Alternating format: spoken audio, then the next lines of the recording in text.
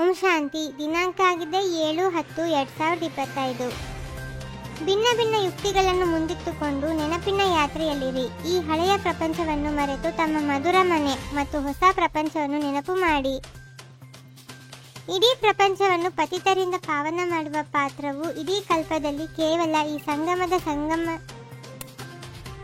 ಸಂಗಮದ ಸಮಯದಲ್ಲಿಯೇ ನಡೆಯುತ್ತದೆ. ಈ ಪಾತ್ರವು ಪ್ರತಿ ಕಲ್ಪವೂ ಪುನರಾವರ್ತನೆಯಾಗುತ್ತದೆ.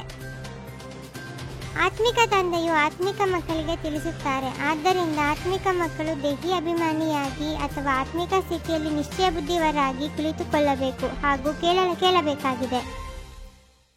ಸದ್ಗತಿ ಹಾಗೂ ದುರ್ಗತಿಯ ಈ ಚಕ್ರವು ಪ್ರತಿಯೊಬ್ಬರ ಬುದ್ಧಿಯಲ್ಲಿ ಇರಲೇಬೇಕು. ಇದರಲ್ಲಿ ಜ್ಞಾನ ಮತ್ತು ಭಕ್ತಿ ಎಲ್ಲವೂ ಬಂದುಬಿಡುತ್ತದೆ.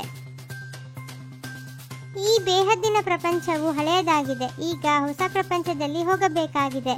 ಇಂತಿಂತಹ ಯುಕ್ತಿಗಳಿಂದ ಬುದ್ಧಿಯನ್ನು ನೆನಪಿನ ಯಾತ್ರೆಯಲ್ಲಿ ತೊಡಗಿಸಬೇಕೆಂದು ತಂದೆಯು ಯುಕ್ತಿಗಳನ್ನು ತಿಳಿಸುತ್ತಾರೆ. ನೀವೀಗ ನಿರಂತರ ತಂದೆಯ ನೆನಪು ಮತ್ತು ಈ ಜ್ಞಾನದಲ್ಲಿರಬೇಕಾಗಿದೆ. ತಂದೆಯು ನಿಮಗೆ ರಚಯಿತ ಮತ್ತು ರಚನೆಯ ಜ್ಞಾನವನ್ನು ಕೊಡುತ್ತಾರೆ. ಆದ್ದರಿಂದ ತಂದೆಯ ನೆನಪು ಇರುತ್ತದೆ. ತಂದೆಯು ಶಾಂತಿಧಾಮ, ಮುಕ್ತಿಧಾಮ ಮಾರ್ಗದರ್ಶಕನಾಗಿದ್ದಾರೆ. ತಂದೆಯು ಅಲ್ಲಿಯವರೆಗೆ ಅಂದರೆ ಪರಮಧಾಮ ಕರೆದುಕೊಂಡು ಹೋಗಿಬಿಡುತ್ತಾರೆ.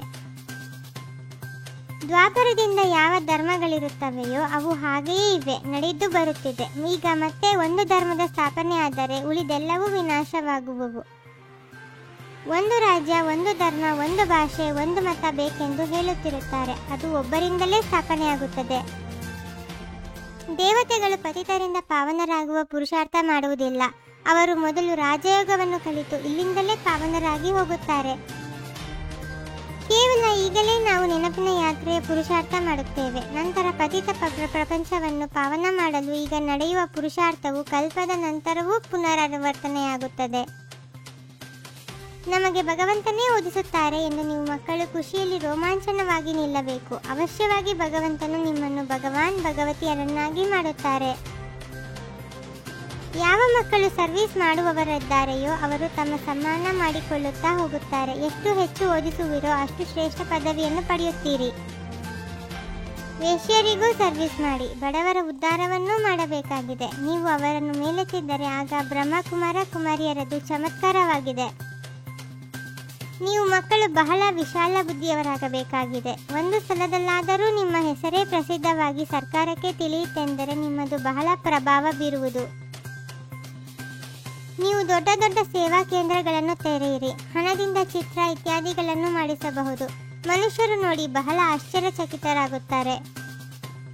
ಬುದ್ಧಿಯಲ್ಲಿರಲಿ, ಈಗ ನಮಗಾಗಿ ಹೊಸ ಪ್ರಪಂಚದ ಸ್ಥಾಪನೆ ಆಗುತ್ತಿದೆ. ಈ ದುಃಖದ ಹಳೆಯ ಪ್ರಪಂಚವು ಸಮಾಪ್ತಿಯಾಯಿತೆಂದರೆ ಆಯಿತು. ಈ ಹಳೆಯ ಪ್ರಪಂಚವು ನಿಮಗೆ ಇಷ್ಟವಾಗಲೇಬಾರದು.